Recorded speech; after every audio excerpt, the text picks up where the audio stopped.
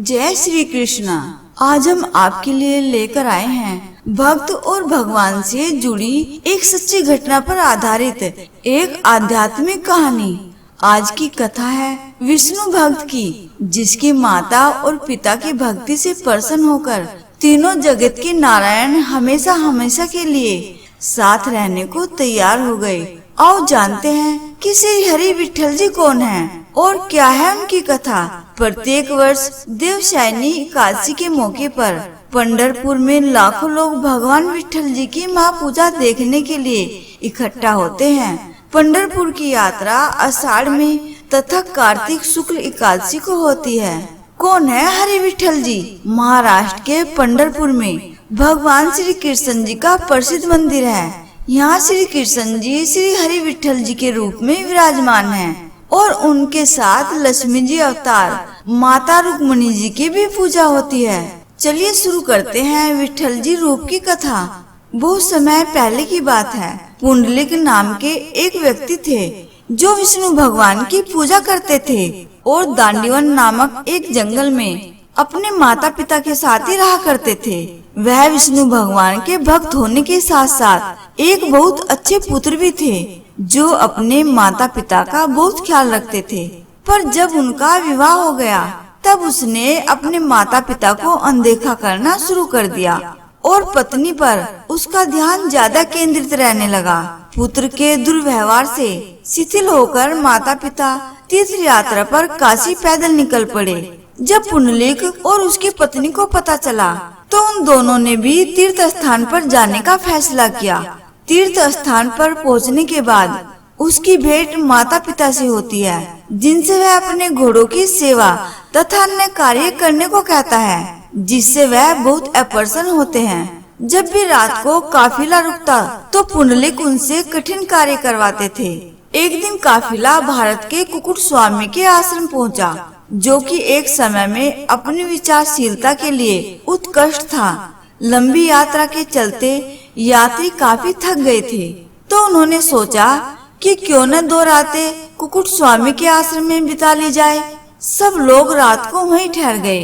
सारे लोग सो गए, पर पुंडलिक को नींद नहीं आ रही थी। कुछ ही समय में वह देखता है कि मिट्टी से मैले कपड़ों में एक बहुत ही सुंदर कन्याओं की टोली आ रही है। यह कन्याएं फर्श धोती हैं, संत के वस्त्र साफ करती हैं। ये सारे कार्यों से निपटने के बाद पूजा कक्ष में जाती हैं। कुछ समय के बाद जब वे पूजा कक्ष से बाहर आती हैं, तो उनके वस्त्र एकदम साफ सुथरे और बिना धब्बों के प्रतीत होते हैं। उसके बाद शीघ्र ही वे सभी वहाँ से बिना किसी स्पष्टीकरण के ओझल हो जाती हैं। अगली रात भी उसने वही दृश्य देखा। इस बार पुंडलिक ने अपने आप को उनके चरणों में डालकर उनसे याचना की कि आप कौन हैं। वे कन्याएं उसे बताती हैं कि वे गंगा यमुना नदियों का स्वरूप है, जहाँ तीर्थ यात्री अपने अपने पाप धोते हैं। साथ ही उसको ये भी बताया कि वह दुनिया का सबसे बड़ा पापी है, क्योंकि वह अपने माता पिता के साथ खराब बर्ताव करता है।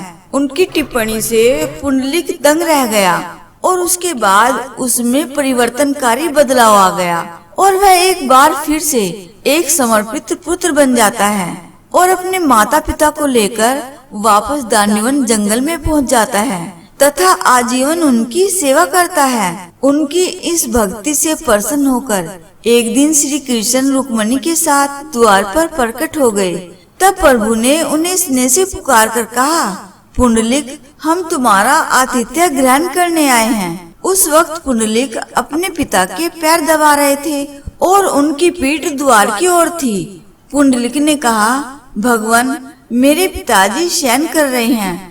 मैं उनकी निद्रा में बाधा नहीं लाना चाहता, इसलिए अभी मैं आपका स्वागत करने में सक्षम नहीं हूँ। प्रातः काल तक आपको प्रतीक्षा करनी होगी। उन्होंने पास ही पड़ी ईंट फेंककर कहा, आप इस ईंट पर खड़े होकर प्रतीक्षा कीजिए। और वे पुनः पैर दबाने में लीन हो गए। भगवान ने अपने भक्त की आज्ञा का पालन किया। भगवान पुंडलिक की सेवा और शुद्ध भाव देखकर इतने प्रसन्न हो गए कि कमर पर दोनों हाथ धरकर और पैरों को जोड़कर ईंटों पर खड़े हो गए। कुछ देर बाद पुंडलिक ने फिर भगवान से कह दिया कि आप इसी मुद्रा में थोड़ी देर और इंतजार करें। भगवान को पुंडलिक द्वारा दिए गए स्थान से भी बहुत प्रेम हो गया। भगवान ने सोचा कि जब पुंडलिक ने बड़े प्रेम से उनकी इस प्रकार व्यवस्था की है तो इस स्थान को क्यों त्यागा जाए, और उन्होंने वहां से न हटने का निश्चय किया। पिता की नींद खुलने के बाद पुंडलिक द्वार की ओर देखने लगे, परंतु तब तक प्रभु मूर्ति रूप ले चुके थे। ईंट पर खड़े होने के कारण उन्हें विठल जी कहा गया है और उनके इसी स्वरूप की लोकप्रियता हो चली। इन्हें विठोआ भी कहते हैं। यही स्थान पुंडलिकपुर जो पंढरपुर कहलाया, जो महाराष्ट्र का सबसे प्रसिद्ध तीर्थ है। पुंडलिक को वारकरी संप्रदाय का ऐतिहासिक संस्थापक भी माना जाता है, जो भगवान विठल जी की पूजा करते हैं। यहाँ भक्तराज पुंडलिक का स्मारक भी बना हुआ है। इसी घटना की याद में यहाँ प्रतिवर्ष मेला लगता है। बोले श्री कृष्ण भगवान की जय।